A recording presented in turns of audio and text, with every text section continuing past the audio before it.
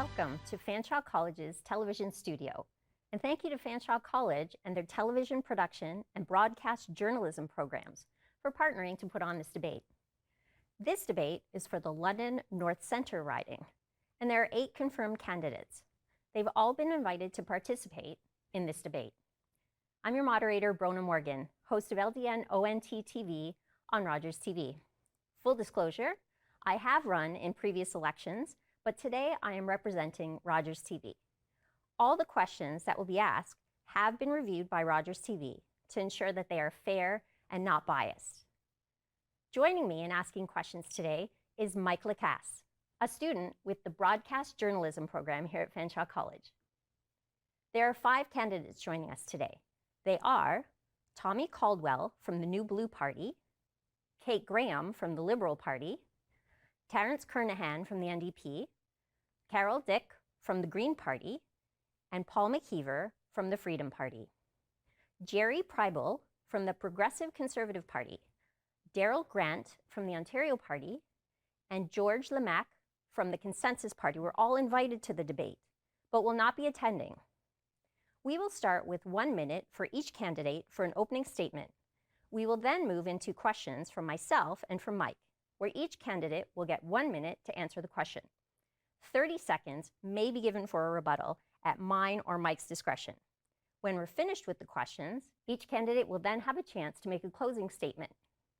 Numbers were drawn prior to the debate to determine the seating and order of opening statements. We'll go in reverse order for closing. And for each question, we will start with the next candidate in line each time. We're going to get started with opening statements, but first a reminder that a masking is a policy of Fanshawe College. So when the candidates are not speaking, or when Mike and I are not speaking, we'll have our masks back on. Tommy Caldwell for the New Blue Party is up first to have 1 minute for his opening statement. As mentioned, my name is Tommy Caldwell, and I'm here representing the New Blue Party of Ontario. I'm a small business owner in London. I have been since 2008. I'm a father of 3 young children. I have a 2.5, a 4.5, and a 6.5-year-old. So Madeline, Evelyn, William, if you're watching right now, I love you very much. And they're my inspiration for doing something like this. I think everyone's been affected by the events of the last 2 years. And given the industry that I'm in and my family dynamic, it became very important to me to pay close attention to the politics of the last few years and how the pandemic was handled in its entirety. And I had a view of politics that seemed very self-serving. It seemed to serve politicians and their parties and not the citizens. So I decided to step into politics because I think power needs to be returned to the citizens because that is who politics is supposed to be for, and that is why I entered this race. Thanks for that statement, Tommy. Next, we'll hear from Kate Graham, the Liberal Party candidate. My name is Kate Graham, and I am very proud to be your Ontario Liberal candidate in London North Centre. In August of 2020, my world was transformed. My husband and I welcomed a baby girl, and just like every parent, I want her to have every opportunity for a happy, healthy life in our city. I want her to have access to the education she will need to pursue her big dreams. I want to know our healthcare system is there when she needs it. I want her to live in a community where she's safe, where she belongs, and where she has every opportunity for a happy, healthy life. But those things don't just happen on their own. They are a result of the choices that we make. I'm really proud of the Ontario Liberal plan. Things like capping class sizes at 20 will help this generation of kids catch up. We've got big plans to address the housing crisis and make life more affordable for you and your family. So on June the 2nd, the choice is yours. Thank you, Kate. Next, we'll hear from Terence Kernahan, the NDP candidate. Hello, everyone. My name is Terence Kernahan, and I'm your Ontario NDP candidate in London North Centre. 4 years ago, I was bestowed the honour of my life, which is to serve the community of London North Centre as your MPP. I've met so many of you and have seen the strength and the perseverance as people have battled through unimaginable circumstances. You know, I entered politics because as an educator, I saw firsthand what happens when our public systems are failing. I've also heard from many folks who are struggling to access the healthcare that they need and healthcare that they deserve. People who have entirely given up on the dream of home ownership and folks who are struggling to put food on the table. You know, the past 2 years have been long and painful, but these problems didn't happen because of COVID-19. They stretch back years. Together, we can fix and rebuild what's been broken for far too long. I believe that with the Ontario NDP, we can get there together. Thank you, Terrence. Next, we'll hear from Carol Dick, the Green Party candidate. Hello everyone, I'm Carol Dick, the Green Party candidate for London North Centre. I'm currently a PhD student in law at Western University and an active volunteer in the community for local nonprofit organizations which promote sustainability and arts and culture in London. This election is pivotal. The choices that we make right now are going to directly affect how we place the province to face the challenges that we are going to have before us. We have seen the devastating effects of excessive heat, which cost the lives of 600 people in BC, and fatal floods and forest fires that destroyed homes, farms, and entire towns. We have a choice to make. Do we live in the past and invest in the highways and urban sprawl, which is going to further drive a climate crisis and a social crisis, or do we invest in people to build sustainable, affordable communities and address the new climate economy? Thank you. Thanks, Carol. And finally, opening statement from Paul McKeever, the Freedom Party candidate. A Freedom Party candidate stands for restoring freedom in Ontario. A government in a free society gives you all the information, not just the beliefs that they want you to adopt. You have an ability to make your own choices and to express yourself without fear of being fined or imprisoned. You can pursue your own happiness rather than having it sacrificed for some alleged greater good.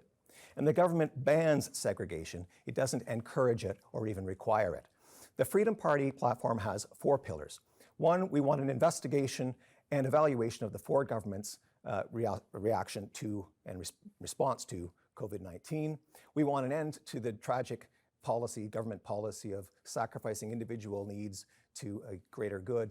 We want justice for those who were unjustly harmed by the Ford government's policies during COVID. And finally, we want better protections against future unwarranted declarations of emergency, including a mandatory election within 6 months. I'm Paul McKeever, your Freedom Party candidate. I would be grateful for your vote on June 2nd. Thank you, Paul, and to all the candidates for your opening statements. I'm going to begin now with a question that's very pertinent to the students of Fanshawe College and people who are thinking of coming here.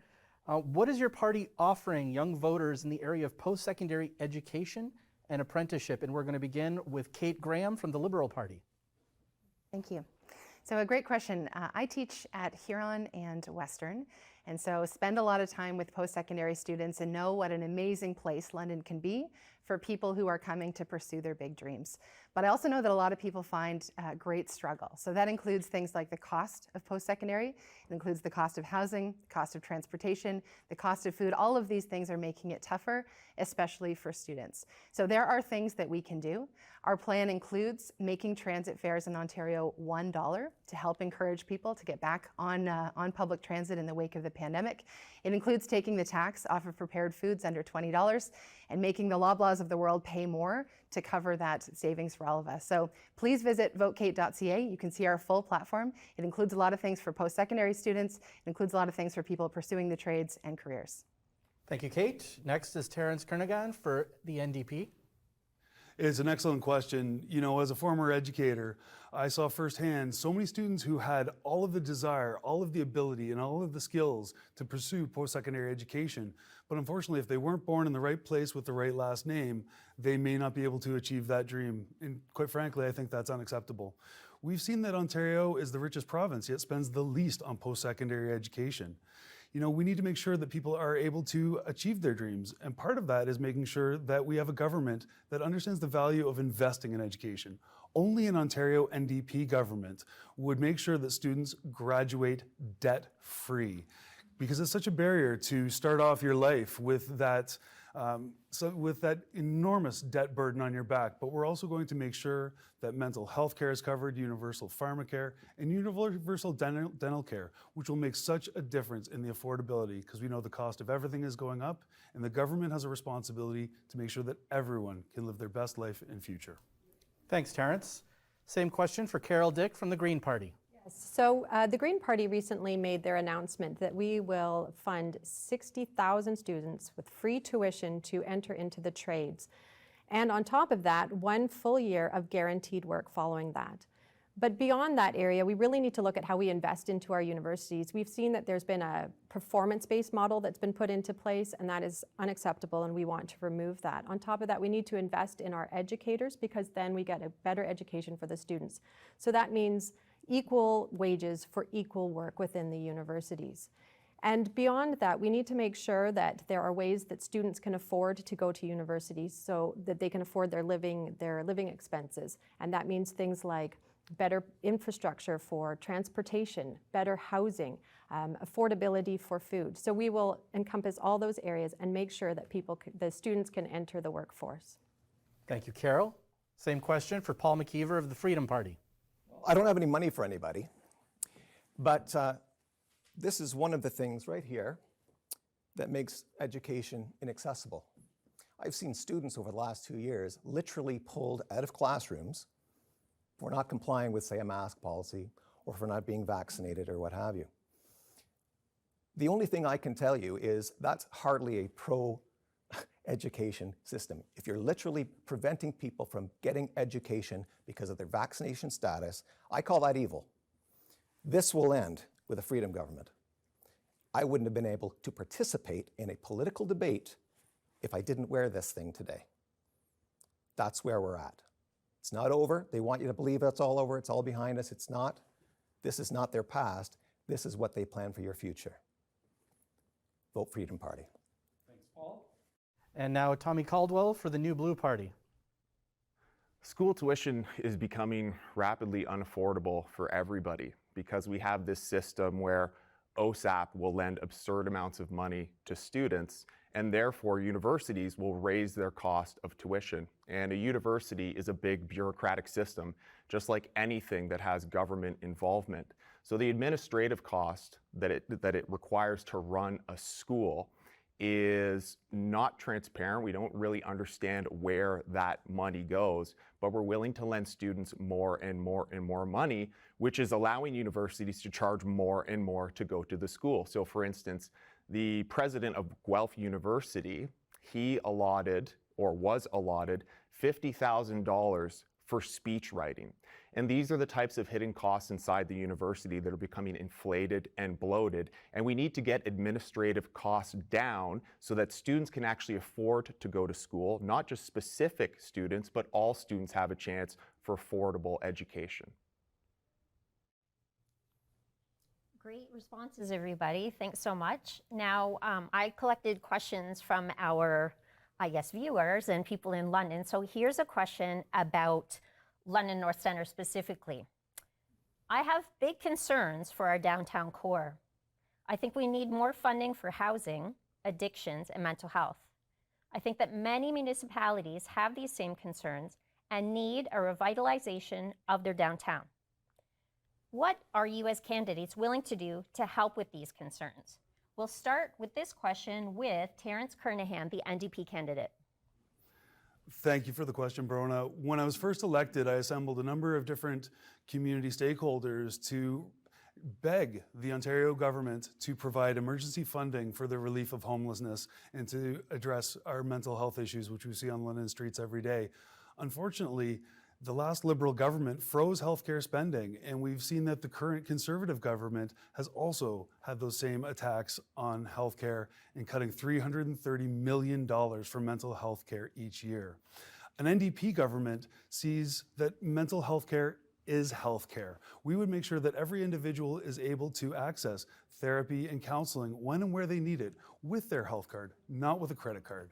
But also, we need a provincial government that's finally going to get into the business of building affordable housing.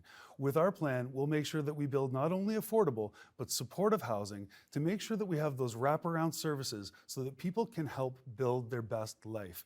Because if you don't have that foundation, if you don't have that base of a safe home, it's impossible to lead your life. Thanks, Terence. Next, we'll hear from Carol Dick, the Green Party candidate. Yeah, so there's actually a number of issues that we'll have to deal with in our cities, but the main thing is forming a partnership between the municipalities and the province. At the moment, there's been a lot of services that have been downloaded onto the municipalities, and it's very difficult for them to provide the services that are necessary, particularly in London. So first of all, we need to have more funding into the municipalities so that they can provide proper housing, affordable housing. They can provide services for addictions and mental health. They can provide upgrades for housing. But on top of that, we need to look at how our cities are built. We have a real problem in London with vacant properties. The Green Party of Ontario would immediately implement a tax on vacant properties so they are not sitting there, taken out of circulation. And when we look at our housing policy, a lot of it is about freezing the urban boundary and making sure that we have infill into our cities to provide a variety of homes, and that includes 60,000 wraparound support homes for those in need. Thank you. Thanks for that response, Carol. Next, we'll hear from Paul McKeever. He's the Freedom Party candidate. The term affordable housing gets used in two senses. One is housing that people can afford because right now prices are high. That's not what we're talking about here. What we're actually talking about is subsidized housing. In other words, people who don't live in the house subsidize the house for people who do live in the house. Freedom Party's answer to that is we are not in favor of subsidized housing. So in terms of affordable housing, the problem we have right now in Ontario, anyone can see it, is that so much of the buildable land in Ontario has been rendered not buildable land. Green space, green belts, etc. Actually gravel belts. If you've ever been in those areas, they're for cheap gravel. That's why they're preserved. So the first thing I think we need to look at is rolling back some of the prohibitions on building. Thank you, Paul. Next, we'll hear from Tommy Caldwell for the New Blue Party. So to answer the two parts of this question, first of all, when it comes to things like addictions, we're too concerned with throwing money at the adult problem. And if you understand anything about addiction, you understand that it stems from trauma earlier on in life. I believe that we need to give more supports to people at younger ages who are experiencing trauma in order to prevent these issues to turn into the end result that we see in the streets. When it comes to housing, this is not a problem that we can spend our way out of. So for instance, the NDPs want to build 1.5 million houses.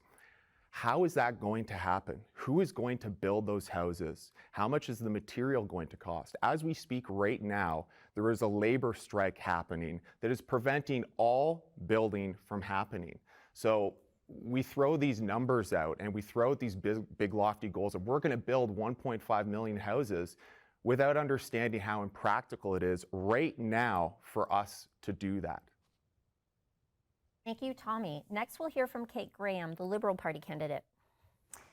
Downtown London is the gem of our city. And we know that it has been a really difficult few years for everybody. That includes small businesses downtown. That includes people who are struggling with homelessness and addiction.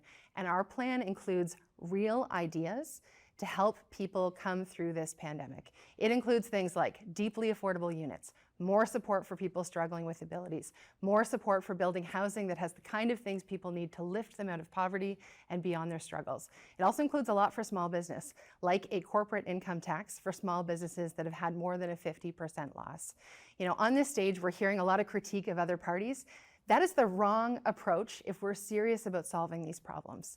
We need to come together across levels of government, across political parties, but even more so as a community to build the kind of downtown that we can be proud of and make sure that more people, including those who live in the core, are living a happy, healthy life.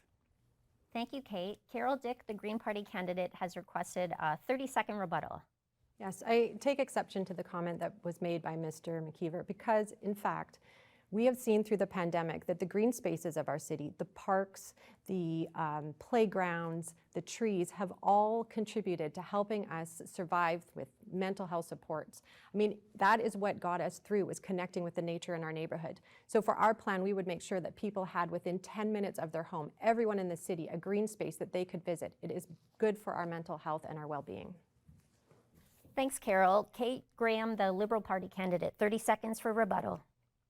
As often, Carol and I are on the same wavelength. I also wanted to respond to Mr. McKeever's comment. Our plan includes, he won't like this, our plan includes taking the amount of protected land in Ontario. It's currently 10%. We would make that 30%. We need to protect these green spaces. Once they're paved over, they never come back. We've got some of the best agricultural lands in the country. So we would like to protect more green space and make sure that we're doing smarter developments, including here in London. Rebuttal, Terrence Kernahan, NDP. I wanted to address Mr. Caldwell's comments, because I think if we take a look at the economic, we should first look at the human cost of people being denied housing. But if we look at the economic cost, that poverty costs our society a great deal, whether it's through healthcare, whether it's through the criminal justice system. If we make sure that people are housed and housed safely and make sure that people have an adequate means to live, whether it's through ODSP or through other social assistance, we need to make sure that people have the opportunity to rebuild their life, and that is through housing, which is the foundation. And another rebuttal, Tommy Caldwell, New Blue Party. Two rebuttals? One or is rebuttal. That against rules? Okay. So I'll respond to Terrence because I don't disagree with what he's saying as far as long-term thinking and thinking about the external costs rather than just focusing specifically on that housing problem. My issue is the practicality. You are not going to have the people to build the houses. You are not going to have the materials to build because the cost of materials have gone through the roof. To build a house has increased the cost 50% in the last 5 years, according to Stats Canada. So it's not the sentiment, it's the viability of the solution. And everybody gets in on this one. Paul McKeever, Freedom Party candidate, 30-second rebuttal. My friend Kate for pointing out a striking difference between what you'll hear in the orange, blue, red, green parties and what you're hearing from Freedom Party. We have a crisis of not enough land and prices are $1 million a home, $1.5 million a home. And what the Liberals are now proposing is let's make land even more hard to get, which means prices will go even higher. That's an anti-affordable housing plank, not a pro-affordable housing plank. Thank you, Paul. You all spoke about housing, but high rents are an issue for those who can't own a home. What is your party's plan for any rules or increases to rent? We're going to start with Carol Dick from the Green Party. Yes, so first off, we want to get rid of the policy that went in 2018, which meant that there were not going to be rent controls on new developments. This is unacceptable, so we need to make sure that there's some measure of safety for renters. On top of that, we're seeing a startling amount of reno-evictions where residents are getting kicked out of their homes, the homes are getting re-renovated, and they are then too expensive for them to move back into. I've been knocking on a lot of doors, and there are a lot of people, particularly seniors, that are afraid that they are going to be removed from their homes. They're given the option of you either pay more rent or we're going to kick you out so that we can renovate this place. And they are afraid they're going to have to leave the community that they love, that they live in, where their friends are, and they won't be able to find anything close by. So we want to make sure that we have a limit on the amount that rents can be raised in between tenancies to make sure that it's not prohibitively expensive. Thank you, Carol. Now for Paul McKeever of the Freedom Party. Well, big surprise, I'm against rent controls. However, I will point out for the benefit of people who are renting right now under the current regime, just to correct, I think, what Carol had said, if you are a person who is told you need to get out of the house because we need to renovate, the laws as it stands right now allows you to then notify the employer that you wish to be back into the unit after it's renovated, and you have a right to be back in and at the same rent that you left at. So that's not a real problem. The real problem is perhaps being told we have to renovate and one of my family members is moving in, and then for a certain amount of time, just to use the loophole in the law, the family member occupies the house as though it's no longer a rental unit and then moves out and they restart the new rental cycle at a higher rate. So that's what to look for. I hate to be advocating for rent controls, and I'm not, but take advantage of the law as it stands. Thank you, Paul. Now we're going to Tommy Caldwell of the New Blue Party. Yeah, so I'm certainly not opposed to some form of rent control, because if we get to a place where the average citizen can't even afford to have a place to live, that's not good for anybody in society. But my question would be, how do we decide what that rent control limitation is? How do we decide the scale? what's the criteria, who gets to make that decision. And there also has to be some amount of protection for the homeowner, because lots of home owning expenses are going to go up as energy costs start to go through the roof. That's going to be, the bill for that is often going to be footed by the homeowner. So there has to be some two-way situation where the homeowner has some element of protection, but we also have a system where we can't have just these competing costs of renting, where it becomes only affordable to people who have a certain amount of money to live and have a house and a roof over their heads. Thanks, Tommy. Same question for Kate Graham of the Liberal Party. Sure. Well, good news for anyone who's looking for the details on this.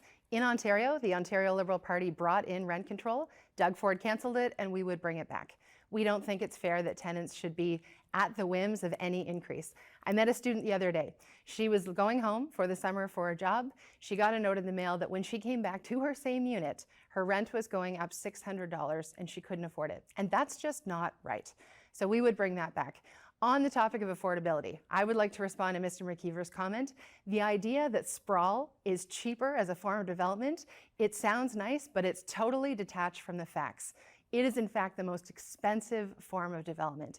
We need to make sure that we are building a housing market that's more inclusive, that is sustainable, and that gives more people the opportunity to have the kind of the kind of roof over their head that they need to live that happy, healthy life that we keep talking about. Thank you, Kate. Now on to Terence Kernahan of the NDP. One of the concerns I hear about most from folks at the doors are people who are worried about their housing precarity.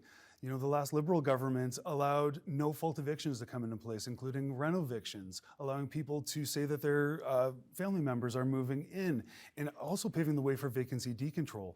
The legislation I put forward, the Rent Stabilization Act, would bring some continuity to the market. It would ensure that if you're moving from one rental place to another, you'd pay just what the last tenant paid. You know, this would be the kind of thing that would help protect families, help make sure that folks have a safe place to call home. You know, we've seen that housing has become a commodity when it is a human right. We need to make sure that people are able to rent, they're able to live safely, because it is the best thing to build a happy and healthy life.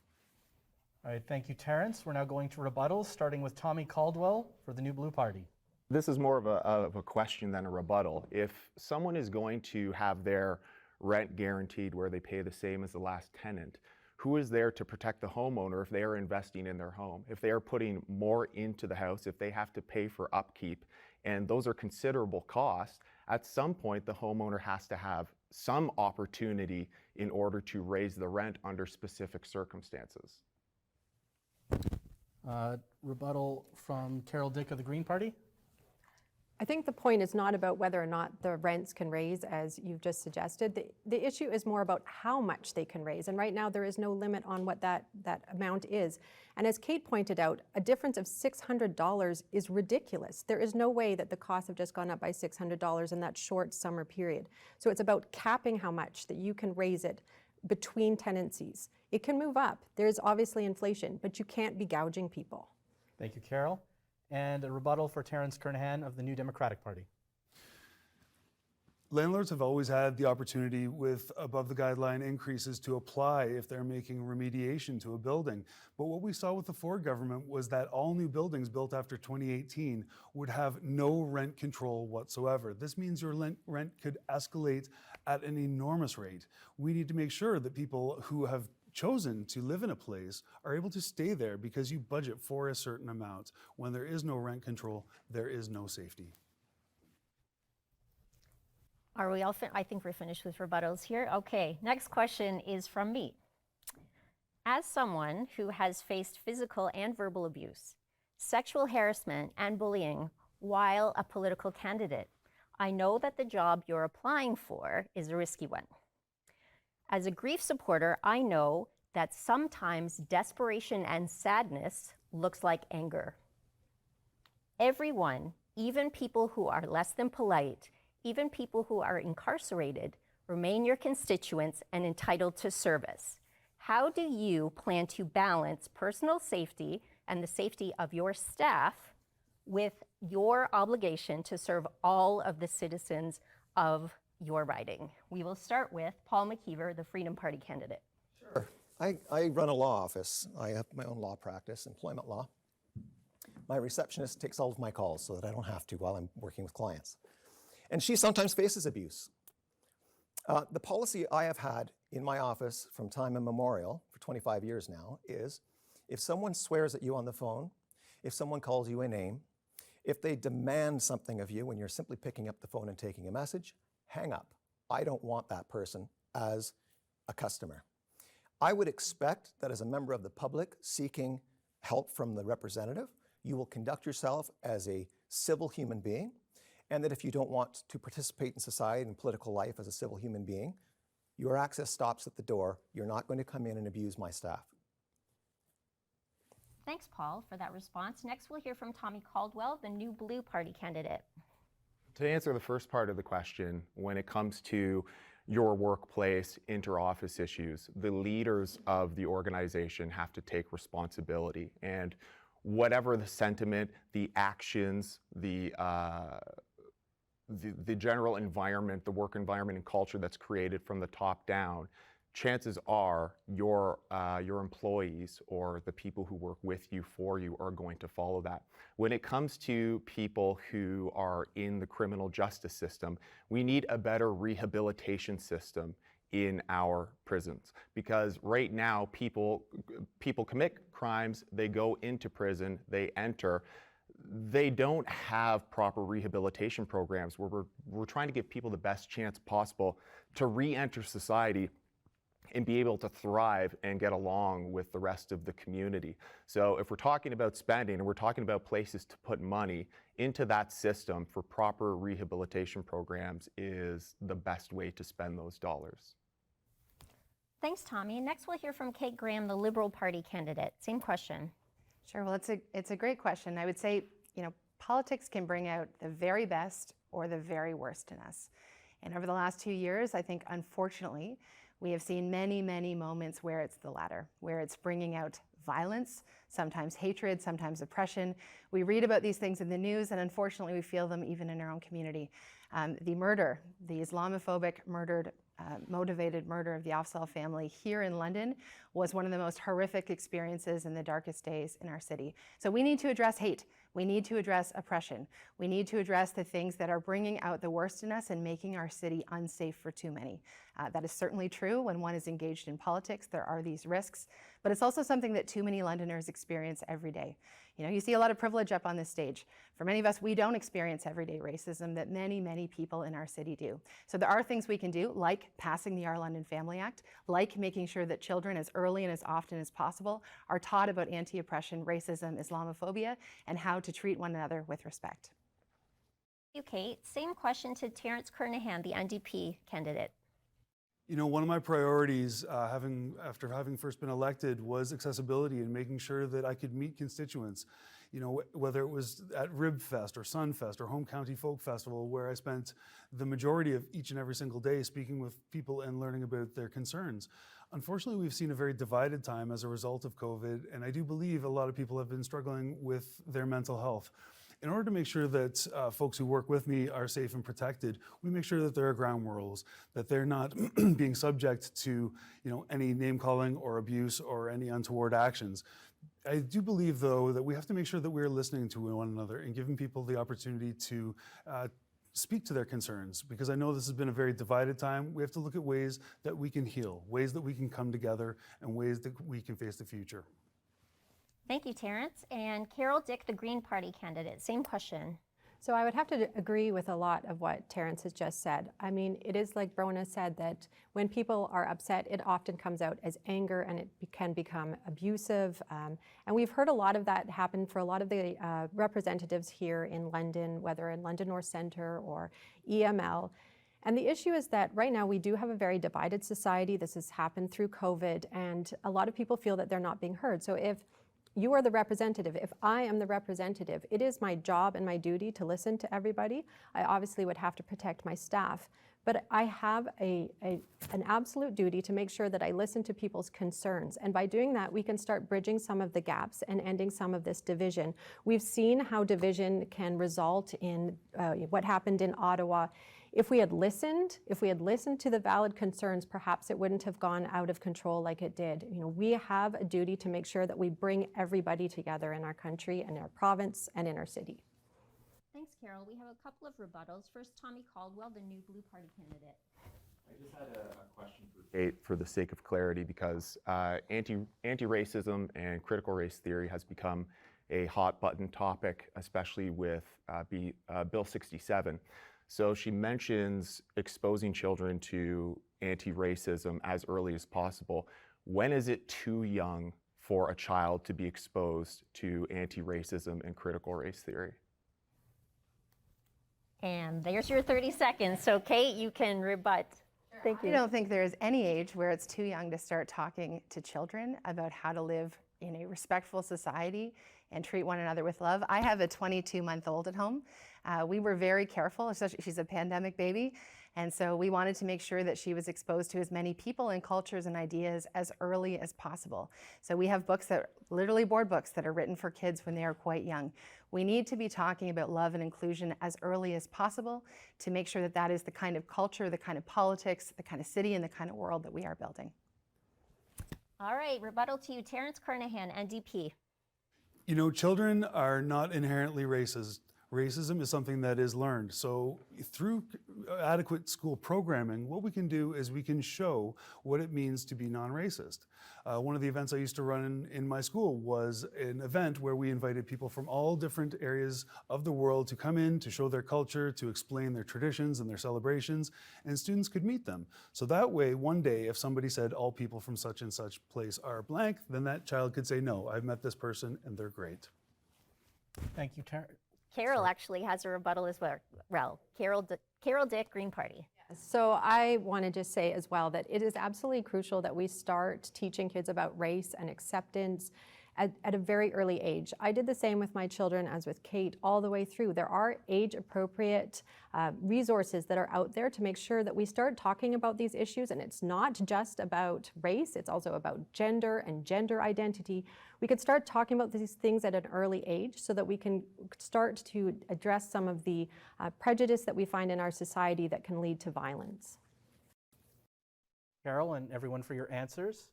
My next question is, what is your position on public transit development over your next term in London? And we are going to start with Tommy Caldwell of the New Blue Party.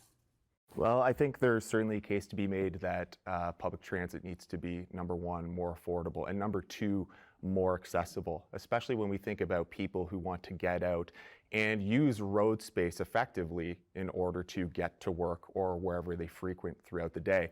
And you can see in the city of London that when I see people biking on the road, I am concerned about how many times they can do that until something tragic happens, because even with the way we have the roadways built right now, they don't really accommodate cyclists, runners, and when we talk about spending in places where it's worth putting a certain amount of money, I think creating that infrastructure where roads are safe for people who want to use alternative routes and alternative types of transportation, that is something that is incredibly worthwhile to focus on as far as city investments. Thanks, Tommy. Same question for Kate Graham of the Liberal Party. Sure, well, I love public transit, and so does the Ontario Liberal Party. Public transit is a home run. It is a great equity investment, it's a great economic development investment, it's good for our planet, and it makes our city more vibrant and livable for more people. So we are committed to a whole host of things that will make transit better in London and also between communities. One of them is making transit rides $1 for a period of time to help us recover from the pandemic. That would mean any London transit ride or taking the GO between London to Toronto, for example, would be $1. We also need to increase the operating funding so we can expand services. We need to decrease the amount of time it takes to take the GO between London and Toronto. Right now it's about 4 hours, and that is way too long. That's 8 hours for someone who's commuting back and forth. So there's all kinds of things that we need to do to expand the existing service, add hours, add more infrastructure, and again, it is a home run. It's one of the most powerful things that we can do to make sure that we're building a climate-friendly, sustainable city. We're making good use of public funds, and we're encouraging people to make greener choices. Thank you, Kate. Now on to Terrence Kernan of the NDP. Great cities have great public transit. As we know, transit is a great equalizer. It helps with the environment and it helps with the enjoyment of all of the wonderful things that we have here in London. However, we need a provincial government that is not going to make cuts to transit funding, that is going to have a robust investment in transit funding, and to treat municipal governments as partners in the development of a long-standing transit system. You know, we can hear election promises about Buck a Ride, but if Buck a Ride doesn't get you where you want to go, then it's not going to be something good in the long run. Thank you, Terrence. Now on to Carol Dick for the Green Party. The Green Party really wants to partner with the municipalities to invest in the public transportation. So that would be things like tripling the number of bus dedicated lanes by 2025, making sure that they can shift to electric bus vehicles. But also we want to make sure that our communities are built such that we have our housing around transit hubs. At the moment, we have a real sprawl problem and those areas are not accessible by transit, public transit. On top of that, we need to think about how we're organizing our safe, active infrastructure so that we can take our bikes, so that we can walk areas, so that we can get places without fearing that we're going to be hit by a car. At the moment, we have a long way to go to make sure that our cyclists are safe on the streets. And on top of that, we need to make sure that we are building our communities such that everything is within 15 minutes of us, where we work, where we play, where we live, so that we can make sure that we do not have to rely on cars. Thanks, Carol. Same question for Paul McKeever of the Freedom Party. Yeah, Freedom Party is running on its election platform in this election, and it's not a platform that focuses on subsidized travel. But I will make a couple of observations. Over the last 2 years, of course, fuel prices have gone up. That's affected everyone, especially diesel, which of course affects buses. So I think we need to look at repealing some of the harm that's been done with increased fuel taxes over the last several decades, introduced by the Progressive Conservatives, surprisingly. The other thing I've noticed is that you can find buses virtually empty except for the driver. I saw this for 2 years because people there were no jobs to go to, there were no places to go shopping, etc. I think in times like that, it's incumbent upon the people running transit to start thinking more about rerouting so that buses and resources are used in a more efficient way. Thank you, Paul. We're now going to a rebuttal by Kate Graham of the Liberal Party. Well, I was interested to hear Terrence being opposed to making transit cheaper. Our estimates suggest that Buck a Ride will take 400,000 vehicles off the road. If anybody else has an idea on the stage about how we can do that right away, I'd love to hear it. Building new transit takes a long time. Adding service hours takes a long time. We've experienced this in London, right? We have been talking about rapid transit for literally decades, and we're finally seeing shovels in the ground. This is something that we can do immediately to help recover from the pandemic, to encourage more people to take public transit, recover those systems, and reduce emissions. Thank you, Kate. And now a rebuttal for Terrence Kernahan of the NDP. You know, when I hear election slogans like Buck a Ride, it reminds me of things like Buck a Beer, and we all know how that worked out. You know, I think what we have here is a difference in opinion in that we see a government that wants to continue cuts to funding for municipal transit, whereas we need a government that's going to invest in electrifying transit, making sure we have more options and safe options for active transit, and making sure that we have a wonderful transit system that is better, that is faster, and that gets us where we want to go. Thank you, Terrence. And we have another rebuttal from Terry Caldwell of the New Blue Party. When it comes to Buck a Ride, I think we're missing the bigger issue because the cost of taking a bus, dropping down that cost to $1, it's not going to make a large difference in the majority of the population. While housing cost is doubling, energy cost is doubling, food cost is rising 20 to 30%. That's not really going to make a difference to the individual at the end of the day when the cost of basic necessities have gone so high. Thank you, Tommy. And a rebuttal for Carol Dick of the Green Party. I completely disagree. There's people right now that are saying it's costing them over $100 to fill their car with gas and they need to get to their jobs, so obviously they're going to have to take transit. And if they're able to take transit and it's only going to cost them $1, then why would we be against that? I mean, one of the things with the Greens is that we will collaborate if it's a good idea. And if right now people are struggling with affordability, why would we cut something when they're already having a hard time paying their bills? Thanks for those responses and rebuttals. Lively debate. We have a question from the community. Skylar Frank, the Executive Director of the London Environmental Network, would like to know, if elected, how would you and your government ensure a complete phase out of fossil fuels from Ontario's electrical grid by 2030 or earlier? This question first goes to Kate Graham, the Liberal Party candidate. Sure. So thank you very much for the question, Skylar.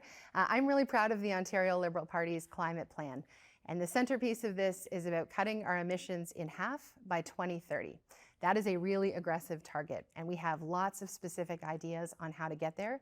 For most people, their largest source of emissions are transportation and buildings. So things like increasing the incentive to $9,500 for someone purchasing an electric vehicle, a non-luxury under $55,000 electric vehicle, incentives for e-bikes, building more cycling lanes, helping people be able to make small renovations to their home that decrease their overall footprint. Those are all things that are included in the plan. You can find all of the details at votekate.ca. Thank you, Kate.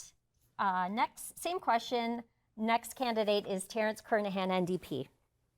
I'm incredibly proud of our Green New Democratic deal, and it was so important to us that we released it almost a year and a half ago.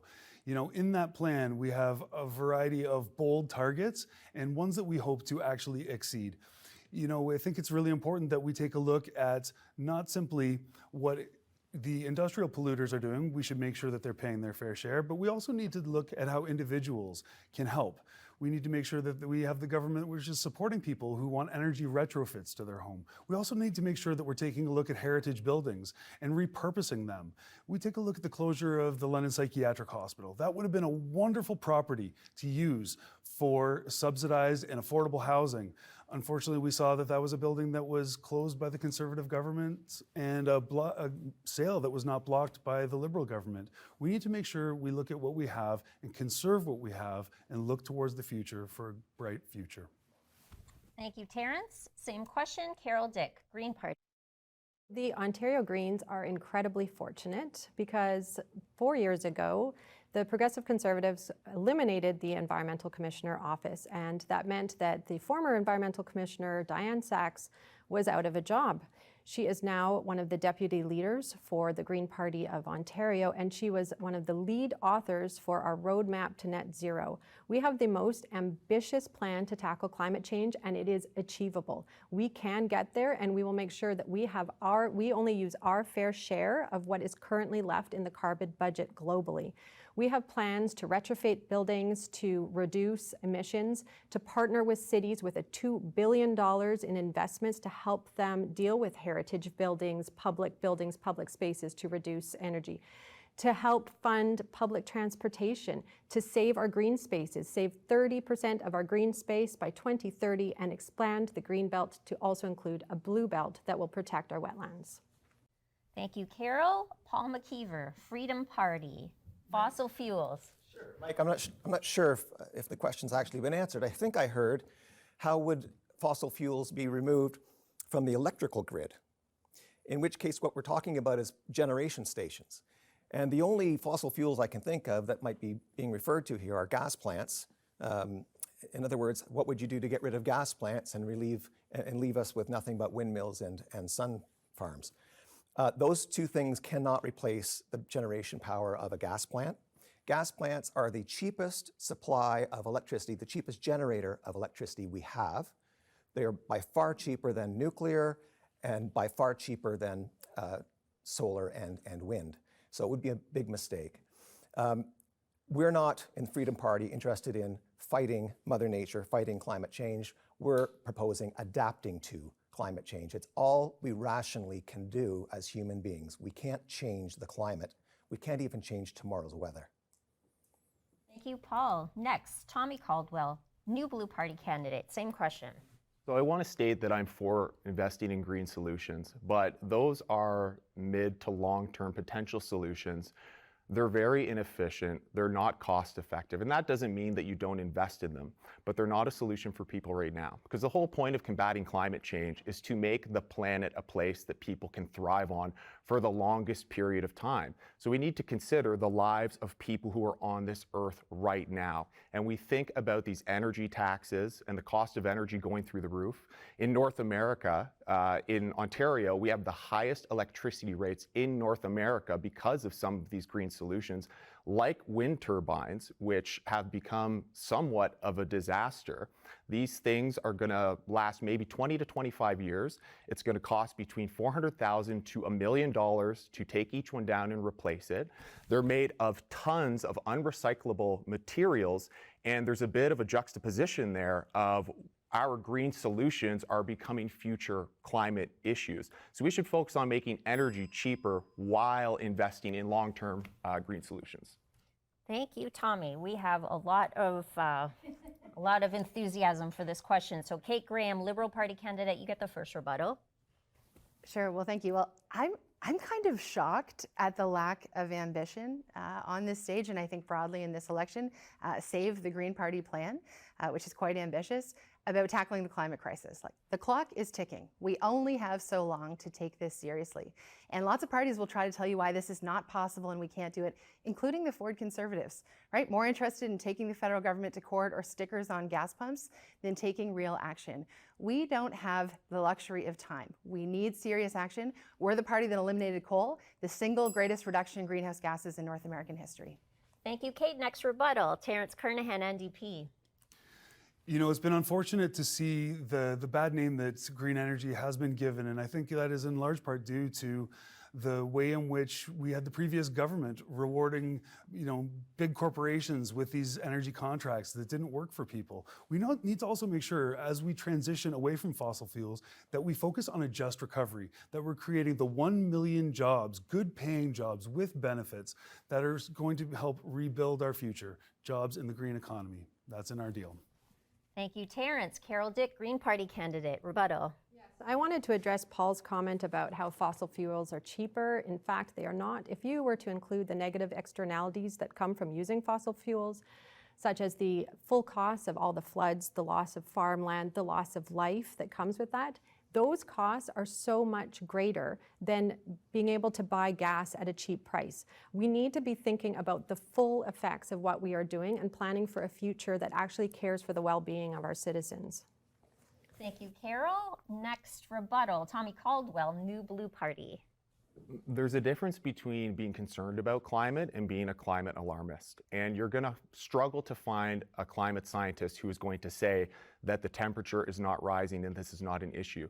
But most legitimate climate scientists would say, we don't know the human contribution to this problem, and this is more of a 1,000-year issue. And the companies are making money right now on these green solutions. So when we talk about money going to big giant corporations, that's exactly what's happening with these green solutions as well. It's not just the big energy companies. Now we have the same sort of issue with green companies as well. All right, final rebuttal, Paul McKeever, Freedom Party. I just wanted to point out, because I thought it was cute, that Kate is arguing for green policies, but in fact, remember the context of this question. It's about fossil fuels for generating electricity.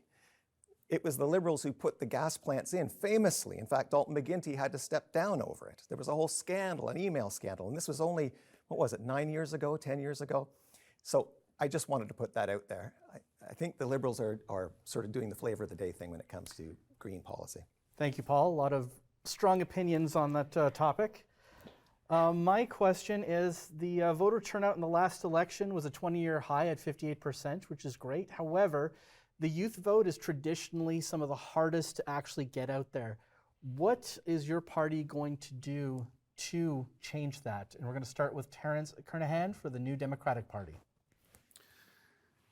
You're absolutely right. I think participation in our democracy is fundamental, and it's so important that we have policies and we speak to young people through our policies. Whether it's the NDP's emphasis on our Green New Democratic Deal, our emphasis on housing, we take a look at the way in which we've had governments that have looked after the wealthy individuals, that have not looked after everyday families, that have allowed the housing market to become a commodity rather than what it is, which is a human right. There's an entire generation of people who think that they're going to be renting for the rest of their lives. And without government intervention and without a government that actively builds that affordable, supportive housing, turns OSAP grants into loans into grants, then that is the future that kids can rely on, and that is why I hope they will vote for the NDP. Thank you, Terrence. Same question for Carol Dick of the Green Party. So I actually think that there's 3 areas that we have to tackle. First of all, electoral reform. At the moment, we have a system where people feel compelled to vote strategically. They're not voting for the people that they care about, and they end up, feeling very apathetic about the system. So we need to deal with that first.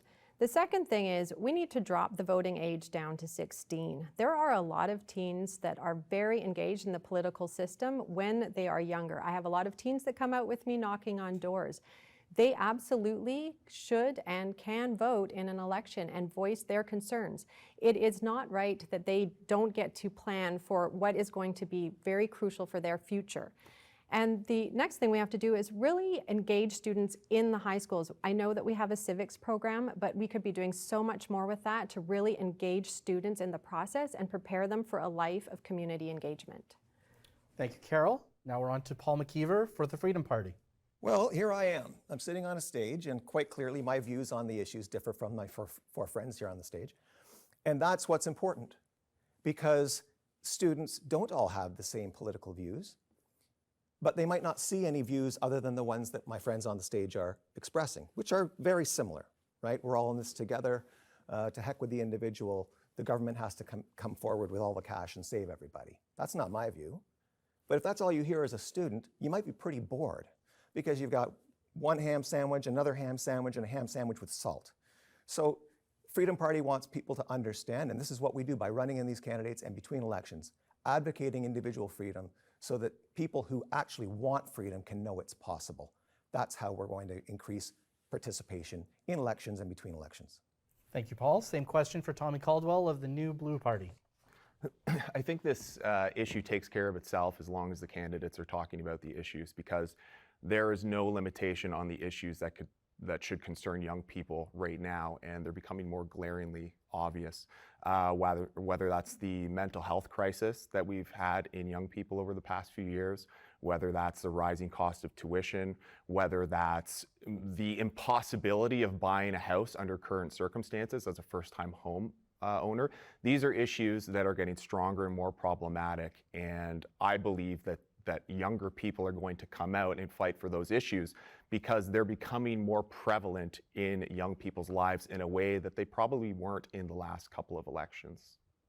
Thank you, Tommy. And now on to Kate Graham for the Liberal Party. Okay, well, participation in politics and in elections is too low in Ontario, in London, and that's especially true among young people. So we need to change the way we do politics. We need to change the things that are turning people off and making them lose faith that getting involved and knocking on doors and expressing their vote, that it actually matters and translates into change.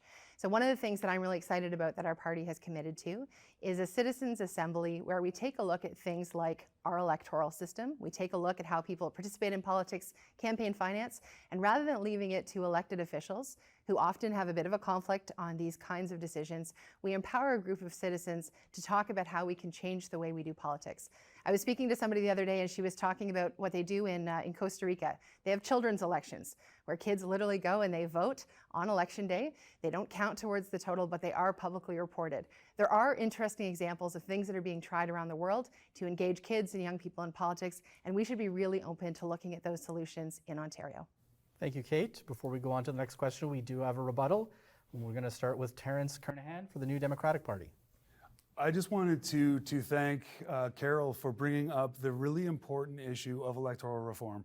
We need to take a look at the way in which our democratic system functions, and I'm so glad that the NDP is proudly committed to electoral reform and mixed more proportional representation. You know, with kids today, we notice that they're far more engaged, far more in tune, and we need to make sure that we have an electoral system that reflects their wishes, and also having a youth climate core. Thank you, Terrence. We have a rebuttal for Kate Graham for the Liberal Party. I just wanted to add one other thing to the conversation we haven't talked about yet, which is opportunities for kids to get involved, kids and young people, in their school. So one of the things that we're committing to is an optional grade 13.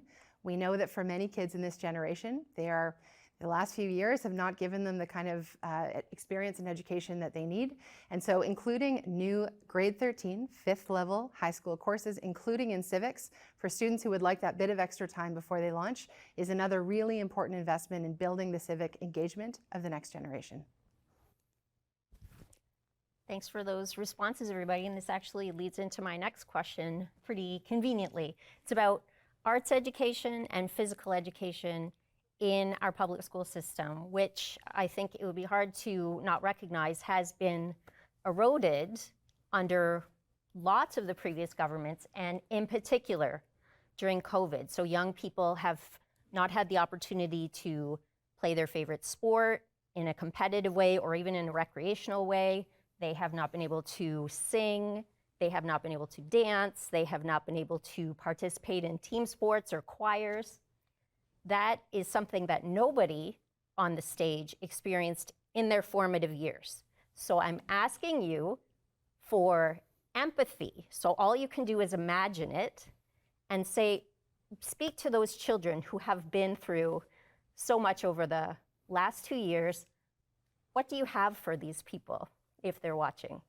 We will start with Carol Dick, Green Party. This is a very easy one for me to speak to regarding the empathy. I have 2 children that when the pandemic started were both in elementary school. One's now in high school and one is about to go into high school. And they have missed out on so much. And my husband and I talk about this constantly, like the pain for this generation that they didn't get to have their graduations. I had a daughter that was supposed to be competing in a music competition, and that did not happen. The nights that they have at the university, at the high schools for the introduction, getting to know, that did not happen. No clubs. They've missed out on so much, and so I, of course, am so.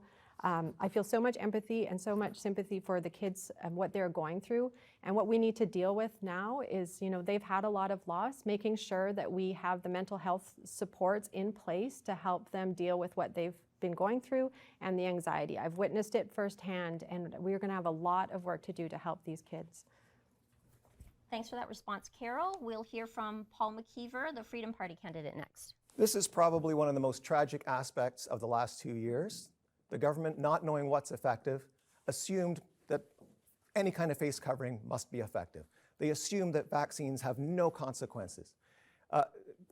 This guesswork that's been going on over the last 2 years has led to children who haven't seen friends in the course of months or years, sitting behind screens, learning from teachers who can't really get their lessons across.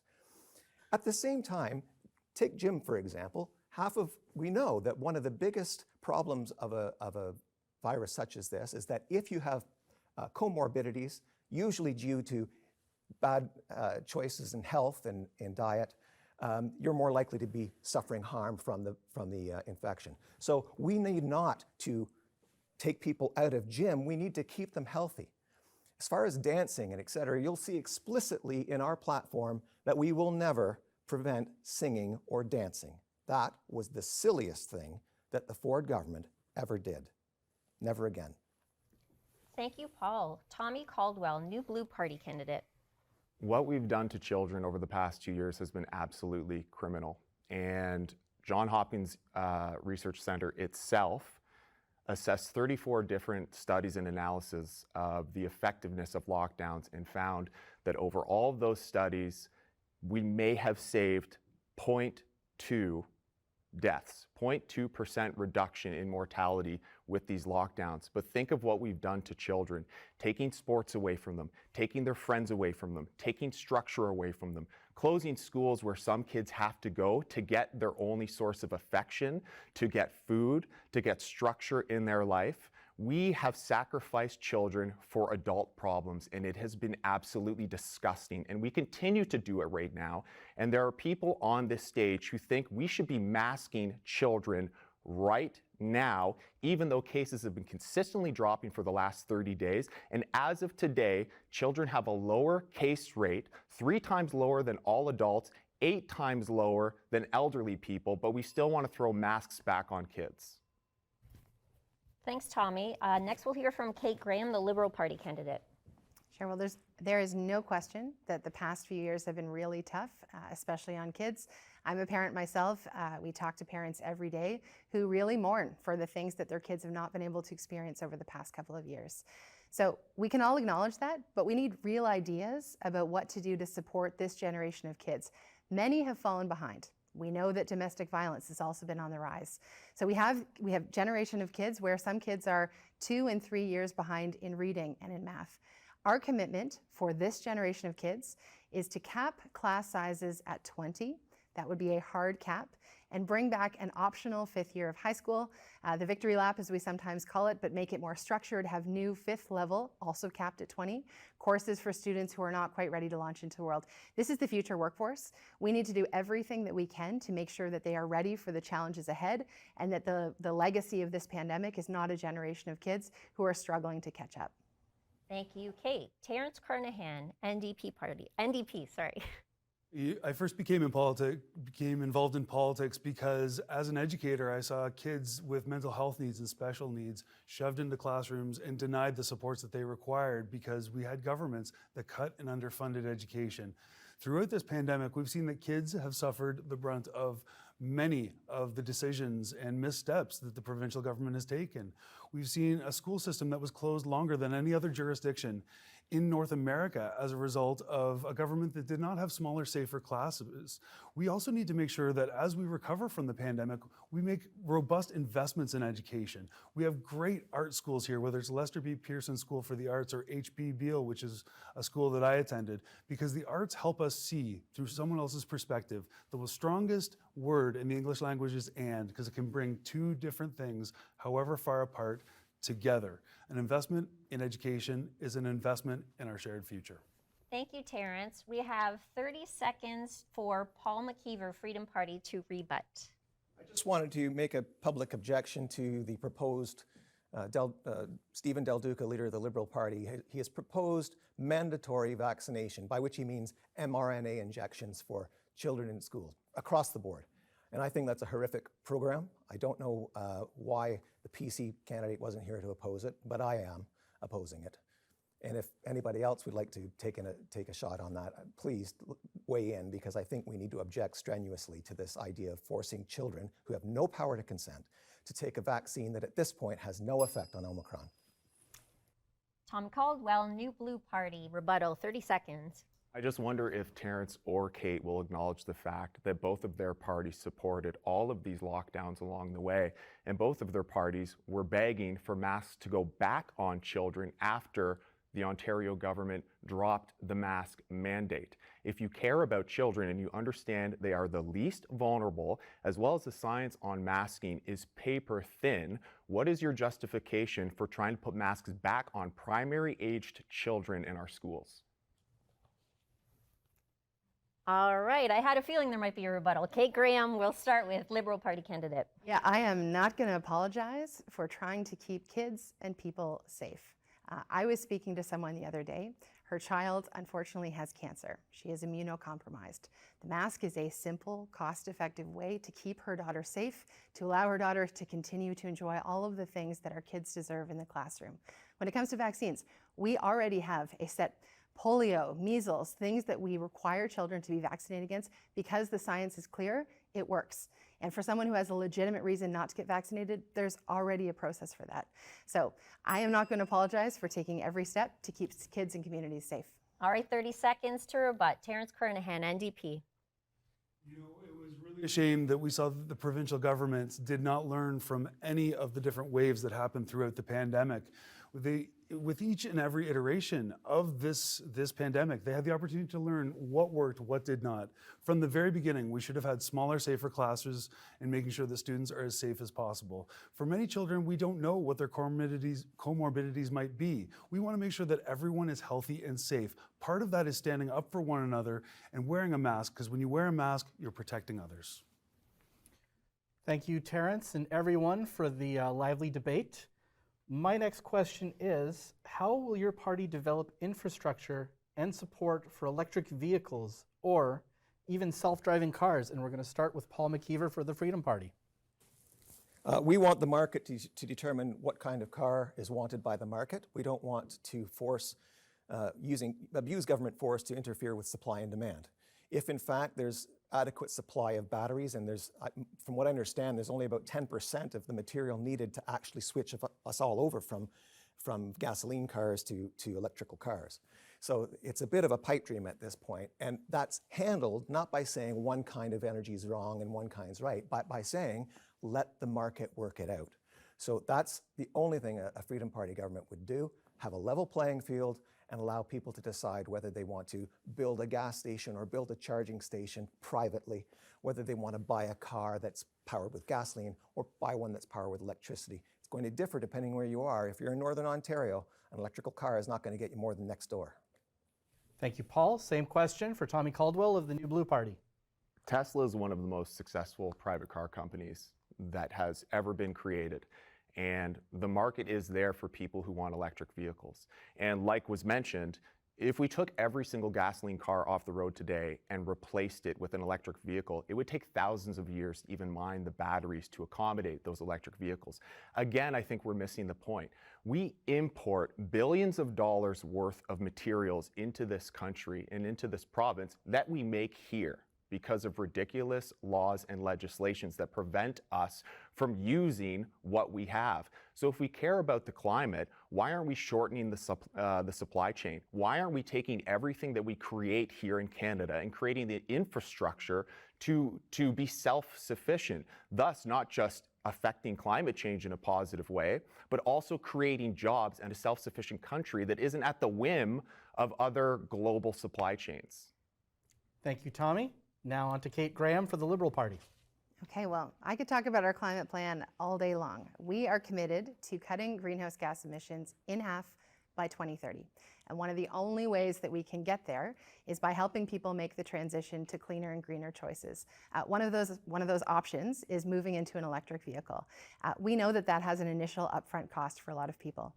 We also know that incentives work. So we are proposing to increase that initial incentive for a non-luxury electric vehicle to $9,500. That would include some support for the kind of charging infrastructure that's needed at home. We also know that we need to expand the infrastructure in Ontario of charging stations. You know, we are quite right. In the north, it is more difficult right now. We need to do more to make driving an electric vehicle more accessible and address that range anxiety that many people still experience. We also need to do more to encourage other kinds of green transportation. We have an incentive for people who are interested in an e-bike. We know for a lot of people, you know, cycling is a great option, but you know, especially in a hilly environment or if you've got a long way to go or kids on the back, an electric vehicle, an electric bike can be an easier way to get there. Thank you, Kate. Same question for Terence Kernahan of the NDP. It's an excellent question because I think we need to make sure that we are helping empower citizens make greener choices. So part of that is going to be making sure that people have the opportunity for electric vehicle subsidies. Unfortunately, when the Ford government first took power, they ripped electric vehicle charging stations, ones that had already been completed, out of GO stations. And that's moved us backwards. I also strongly believe that we need to make sure that the Ontario Building Code is updated such that there are electric vehicle stations or charging ports placed in every single new build. Because we know that for the cost for the consumer to put them in after a house is being built is far greater than it would be to make sure that they're built there in the first place. You know, we need to make sure that we're also allowing people renovation rebates so that they are also actively taking a stance against their greenhouse gas emissions. Thank you, Terence. And now Carol Dick for the Green Party.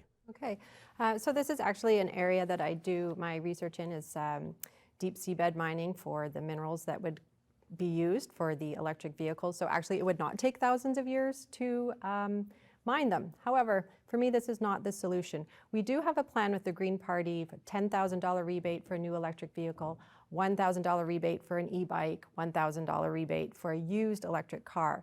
We have a lot of plans to electrify the public transportation system and to make sure that new buildings include charging stations. But at its core, we have to look at how we're designing our cities and how we are planning our urban centers so that we are not reliant on vehicles. We absolutely cannot have everybody have their own electric vehicle.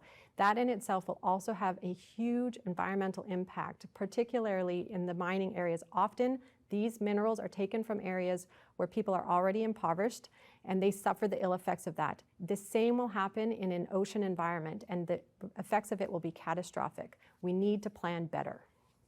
Thank you, Carol. Now we're moving on to 30-second rebuttals, starting with Tommy Caldwell of the New Blue Party.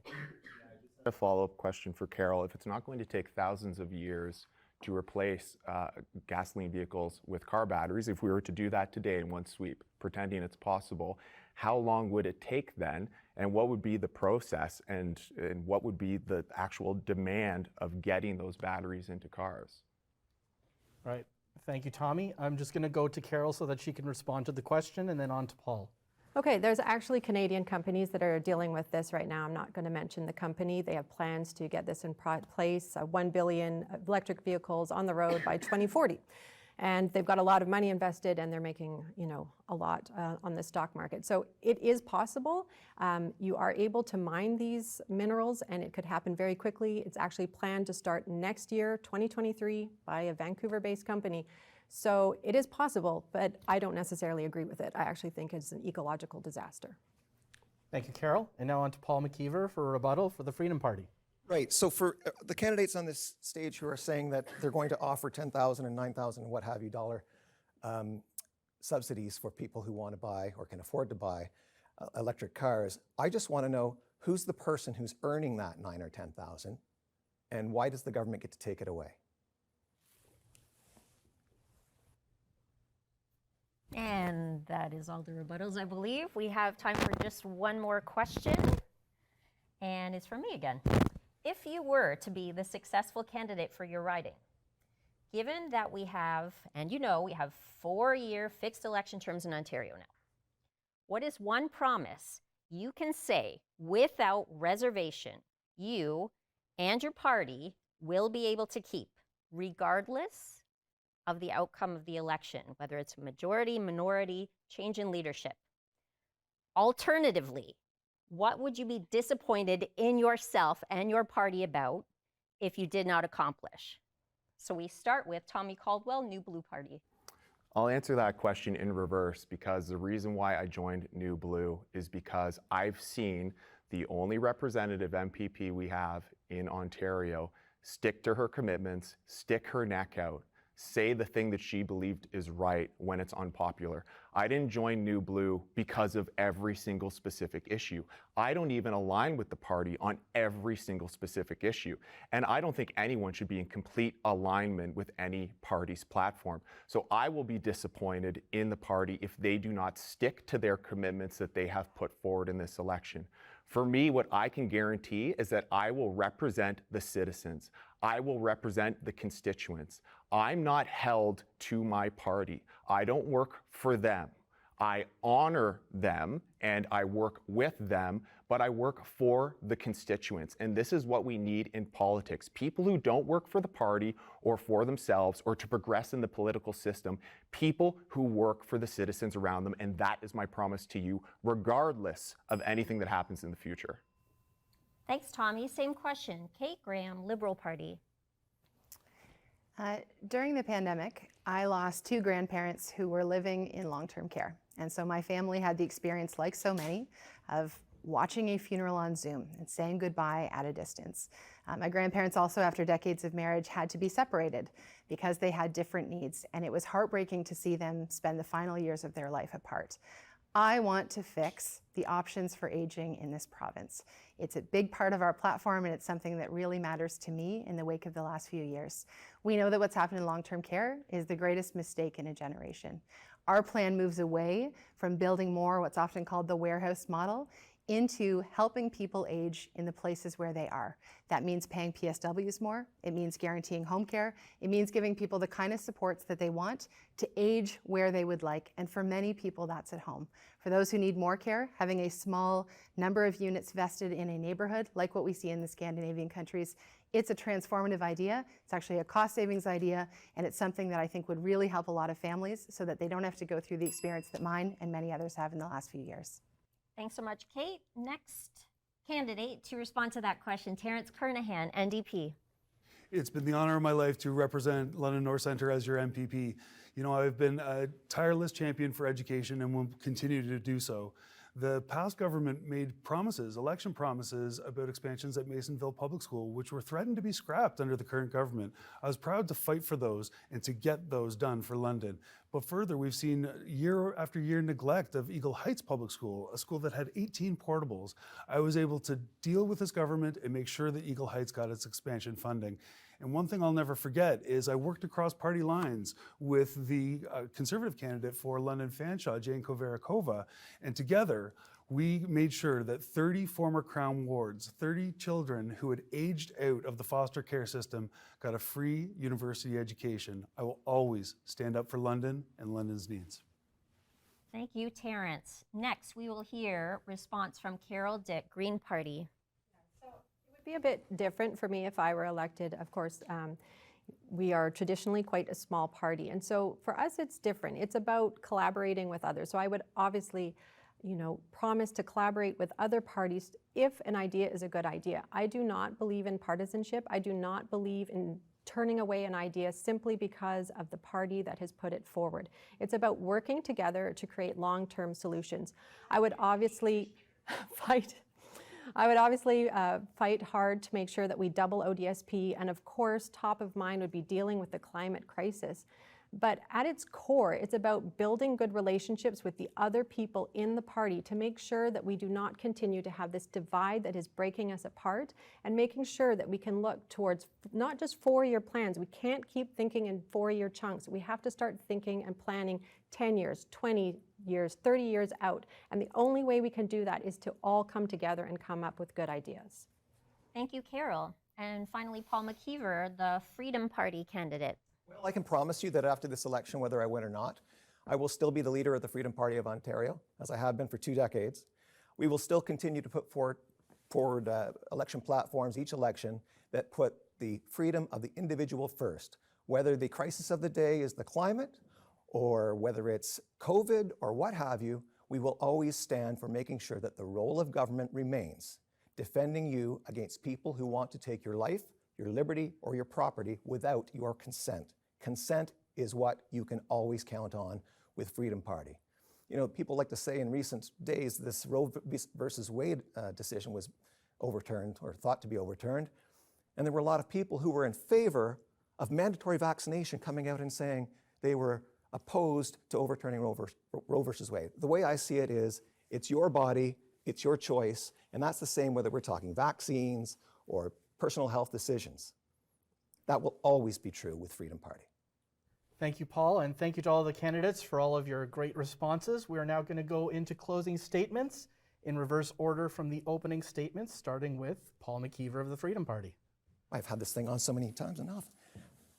I just want to thank the hosts, Fanshawe College, and of course the Rogers Company for hosting this event. I'm not letting you down, Fanshawe, on that mask thing, though. We're coming after you. Now, also, I want to express some regret that I was denied the opportunity to challenge the local Progressive Conservative. It appears that the Progressive Conservatives have wanted to avoid all sorts of possibilities that they'll mess up. They think they've got a 9% lead, and they don't want to lose it by taking the stage with the likes of us. Imagine the fear. So when you're voting, I want you to remember, whether you vote for me or any of the other people on this stage, remember who had the courage to come to TV and express their views and earn your vote. And remember who avoided the cameras. On June 2nd, vote for your Freedom Party candidate, Paul McKeever. Thank you.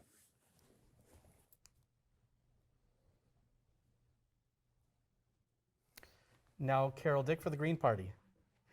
First of all, I'd like to thank Rogers and Fanshawe College for hosting us today. It's been a very lively discussion. Clearly, we don't all agree on the same issues.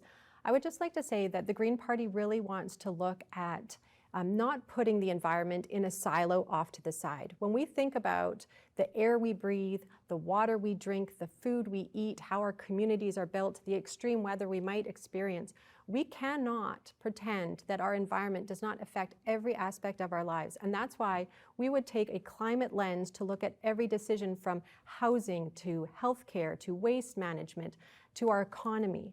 And we have a lot of great plans out there. They're on our website. We have a fantastic housing strategy to build affordable, connected, and sustainable communities. We have a standalone mental health plan that would look at mental health care as not just nice to have, but a need to have. And I really hope that you will vote green this coming June. Thank you, Carol, and also thank you, Paul. I forgot to do that. And closing statements for Terence Kernahan of the NDP. Well, thank you very much, Brona, and thank you to Rogers and for Fanshawe College for this excellent debate. You know, I think it's important that we've listened to all of the ideas that we've heard here on stage today. But when we look back at track records, we see that we have a conservative government that was making cuts to healthcare, to public health, to seniors care. And we also see that we had a Liberal government that for 15 years failed to adequately address the housing crisis, to the crisis in seniors care, to the cuts in healthcare, into education. We deserve a government that invests in everyday people. We deserve a government that is going to tackle the issues that COVID has exposed, ones that have been long-standing. I hope that on June the 2nd, you'll get out and vote NDP. Thank you very much. Thank you, Terence. And now on to closing statements for Kate Graham for the Liberal Party. Well, you can hear today that there are some parties that are looking in the rearview mirror, and we are looking forward. London is now the fastest growing city in Ontario. More and more people and families are choosing our city, and we need to be ready to live up to that promise. People choosing London are looking for great education for their kids. They're looking for a strong healthcare system. They're looking for the kind of jobs that allow them to pursue their big dreams. This is what the Ontario Liberal Party is running on in this race. We heard a loud message in 2018. We have a new leader, a new plan, and new candidates focused on the things that matter most to you. So the choice is yours. On June the 2nd, we can have 4 more years of the same, or you can vote for people and a party that are prepared to invest in you. Thank you, Kate. And now for final statements for Tommy Caldwell of the New Blue Party. It's time for a change in our political system.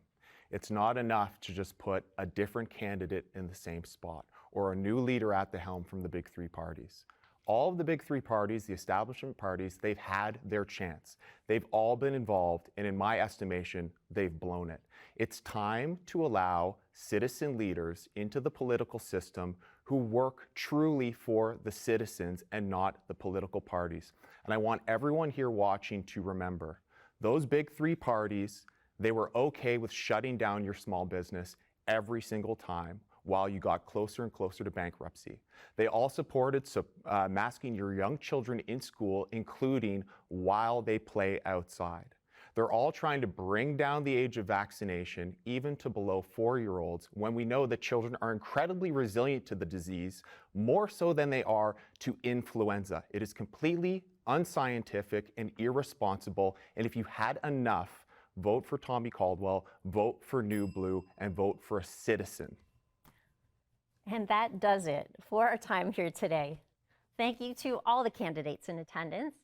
Thank you to Fanshawe College and their television production and broadcast journalism programs for partnering to put on the debate. I want to encourage you to get out and vote on June 2nd, and on election night, you can watch the local results on Rogers TV beginning at 9 p.m. or tune in to 106.9 The X. Thanks for watching.